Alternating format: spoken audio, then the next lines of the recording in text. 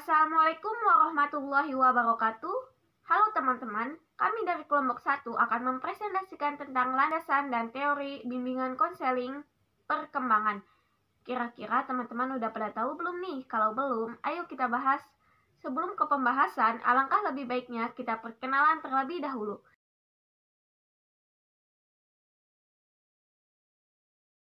Saya Imelda Tredhari sebagai moderator dan pemateri 2. Ada Lucy sebagai pemateri 1, ada Oza sebagai pemateri 3, ada Risa sebagai pemateri 4, dan Evina sebagai pemateri 5.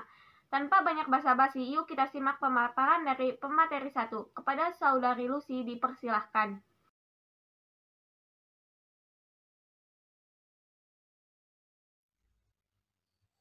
Baik, terima kasih kepada Saudari Imelda yang telah mempersilahkan saya untuk menjelaskan materi yang pertama. Materi yang pertama yaitu tentang penggunaan istilah perkembangan. Menurut Mayrek, penggunaan istilah perkembangan dalam bimbingan dan konseling itu sebagai berikut. Yang pertama, perkembangan manusia merupakan suatu proses kehidupan psikologis, fisiologis, sosial, dan moral-moral spiritual dari lahir sampai dengan mati. Yang kedua yaitu perkembangan melibatkan antar interaksi genetika atau faktor pembawaan dengan lingkungan di mana manusia hidup dan saling berkembang. Adapun yang ketiga yaitu perkembangan merupakan suatu istilah yang pada umumnya digunakan untuk menggambarkan sesuatu atau suatu perubahan yang teratur. Oke, selanjutnya yaitu materi tentang teori perkembangan sebagai dasar program bimbingan dan konseling. Pada tahun 1960, para ahli menaruh perhatian terhadap perkembangan kepribadian anak. Di antara ilmuwan tersebut ada Benjamin Bloom, Robert Gesell, Franz Louis Siemens, Robert Havigers, dan ada Jerome Kagan. Mereka menekankan bahwasanya perkembangan kepribadian anak itu dipengaruhi oleh dua faktor. Yang pertama yaitu faktor bawaan dan yang kedua itu faktor lingkungan. Adapun ilmuwan yang berkontribusi untuk teori perkembangan yaitu ada 5 ilmuwan. Yang pertama yaitu ada kontribusi Sigmund Freud terhadap konseling. Yang kedua yaitu ada kontribusi Erikson terhadap konseling. Yang ketiga yaitu ada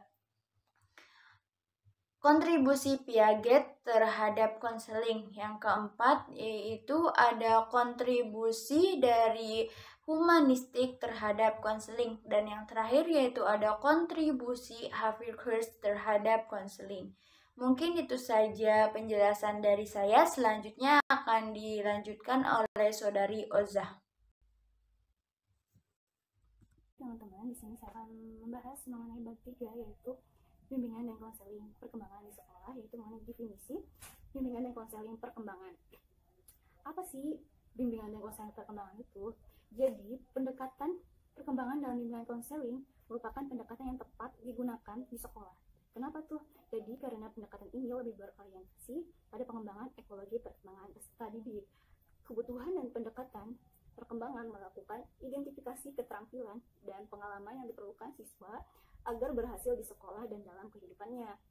Dan menurut Muro dan Hotman, menjelaskan bahwa model bimbingan yang berkembang saat ini adalah bimbingan perkembangan, yaitu pemberian bantuan kepada seluruh peserta didik yang dilakukan secara berkesinambungan agar mereka dapat memahami dirinya, lingkungan dan tugas-tugasnya sehingga mereka sanggup mengarahkan dirinya harus kemana. Visi bimbingan perkembangan bersifat edukatif, pengembangan, dan outreach. Edukatif, titik berat layanan bimbingan perkembangan ditekankan pada pencegahan dan pengembangan, bukan korektif atau terapeutik.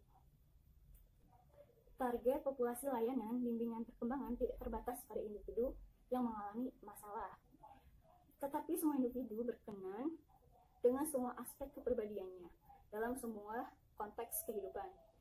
Teknik bimbingan yang digunakan meliputi teknik pembelajaran, pertukaran informasi, dan bermain peran, tutorial, dan konseling.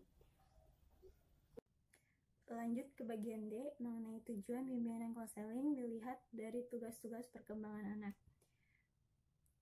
Secara khusus, layanan bimbingan di sekolah bertujuan untuk membantu siswa agar dapat memenuhi tugas-tugas perkembangan yang meliputi dari 3 aspek yang akan saya jelaskan. Yang pertama yaitu aspek pribadi sosial, yaitu layanan bimbingan membantu siswa agar yang pertama adalah memiliki pemahaman diri, yang kedua adalah mengembangkan sikap positif, yang ketiga mampu menghargai orang lain, yang keempat adalah mengembangkan keterampilan hubungan antara pribadi, yang kelima atau terakhir dapat menyelesaikan masalah dan dapat membuat keputusan secara baik. Yang kedua adalah aspek perkembangan pendidikan. Layanan bimbingan ini membantu siswa agar dapat yang pertama adalah melaksanakan cara-cara belajar yang benar, yang kedua adalah menetapkan tujuan dan rencana masa depannya, yang ketiga adalah mencapai prestasi belajar secara optimal dan sesuai bakat dan minatnya. Yang ketiga adalah dalam aspek perkembangan karir. Layanan bimbingan karir membantu siswa agar dapat yang pertama adalah mengenali macam-macam dari ciri-ciri dari berbagai jenis pekerjaan tersebut. Yang kedua adalah menentukan cita-cita dan merencanakan masa depan.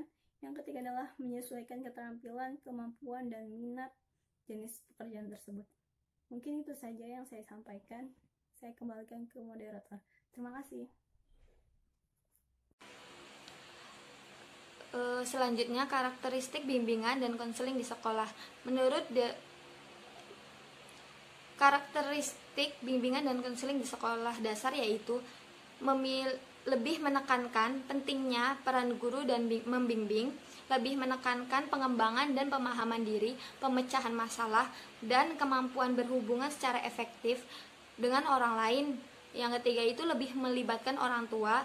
Yang keempat, memahami kehidupan anak yang unik. Yang kelima, lebih peduli dengan kehidupan anak. Yang keenam, meyakini tahapan di masa usia sekolah itu amat penting dalam perkembangan anak. Fungsi dan peran guru sebagai pembimbing.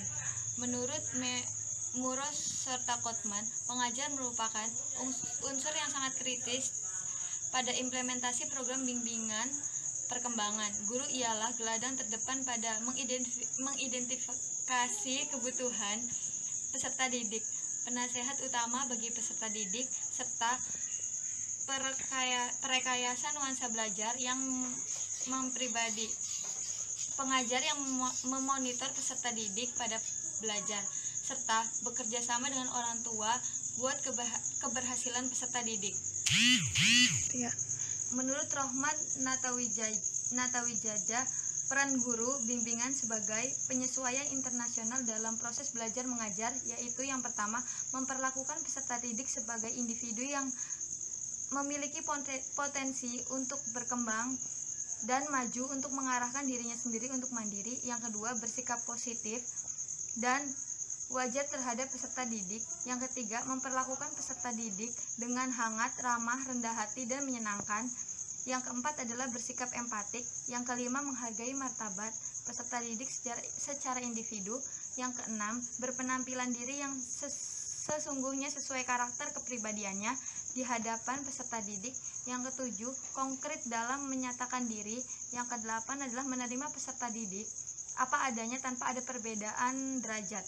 Yang kesembilan, memperlakukan peserta didik secara terbuka. Yang kesepuluh yaitu peka terhadap perasaan peserta didik. Yang kesebelas, menyadari bahwa tujuan mengajar bukan terbatas pada penguasaan peserta didik terhadap bahan pengajar saja. Yang kedua belas, menyesuaikan diri terhadap situasi dan kiprah pengajar menjadi pengajar pembimbing sesungguhnya akan tumbuh subur bila pengajar menguasai rumpun. Contoh mengajar rumpun mengajar terdiri atas contoh yang berorientasi pada perkembangan diri peserta didik. Penekanannya lebih diutamakan kepada proses yang lebih membantu individu dalam menganalisis realita yang unik dan lebih banyak memperhatikan emosional peserta didik. Contoh mengajar yang termasuk rumpun ini artinya contoh mengajar non-direktif serta pemerkaya harga diri, contoh mengajar untuk menyebarkan kebersamaan dan merupakan belajar kelompok. Sedangkan contoh mengajar buat memecahkan dan dilema sosial adalah contoh bermain kiprah. Perkenalkan, nama saya Evina Humaida, nomor NIM 2008303 306.004.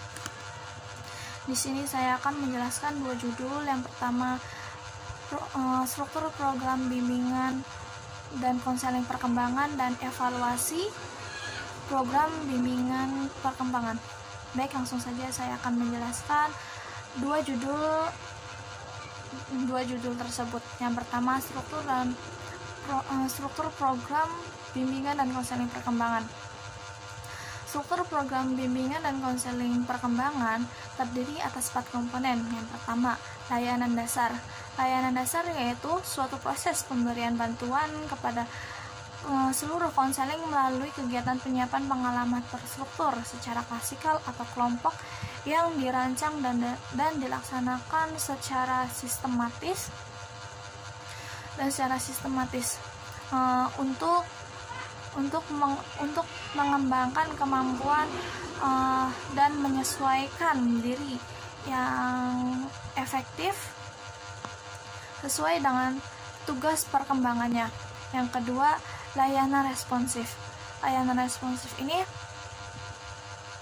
mengikut campuri masalah konseling atau siswa dengan segera mungkin karena respon, jadi dengan segera. Masalah ini berkenaan dengan sosial pribadi, pendidikan, pengembangan pendidikan, dan karir. Yang ketiga, sistem perencanaan individual. Perencanaan individual ini suatu bantuan kepada konseling agar mampu merumuskan dan melakukan aktivitas sistematik yang berkaitan dengan perencanaan masa depan yang berdasarkan pemahaman tentang kelebihan dan kekurangan dirinya. Yang keempat, pendukung sistem. Pendukung sistem ini lebih mengarahkan pemberian layanan manajemen yang tidak secara langsung bermanfaat bagi konseling atau siswa.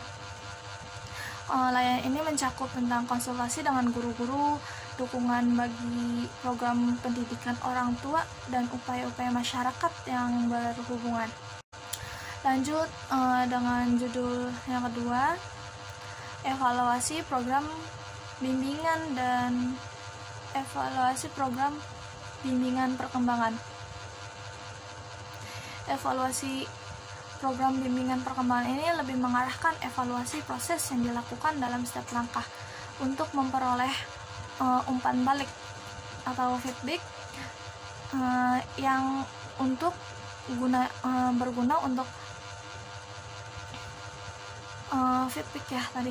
berguna untuk feedback dalam perbaikan kegiatan-kegiatan kelanjutannya. Langkah-langkah dalam pelaksanaan evaluasi ini ada 7. Yang pertama, merumuskan pertanyaan. Yang kedua, menetapkan sasaran evaluasi. Yang ketiga, mempelajari tingkat keberhasilan pelaksanaan program yang berdasarkan kriteria yang telah ditentukan. Yang keempat, pelaksanaan evaluasi. Yang kelima, pengambilan kesimpulan. Yang keenam, melakukan pertimbangan kontekstual. Yang ketujuh, merumuskan rekomendasi dan melaksanakan tindak lanjut. Baik, penjelasan dari saya, kurang lebihnya mohon maaf. Untuk materi semua sudah disampaikan. Nah, untuk teman-teman yang masih belum memahami atau masih ada yang bingung, boleh banget nih ditanyain di forum diskusi. Terima kasih.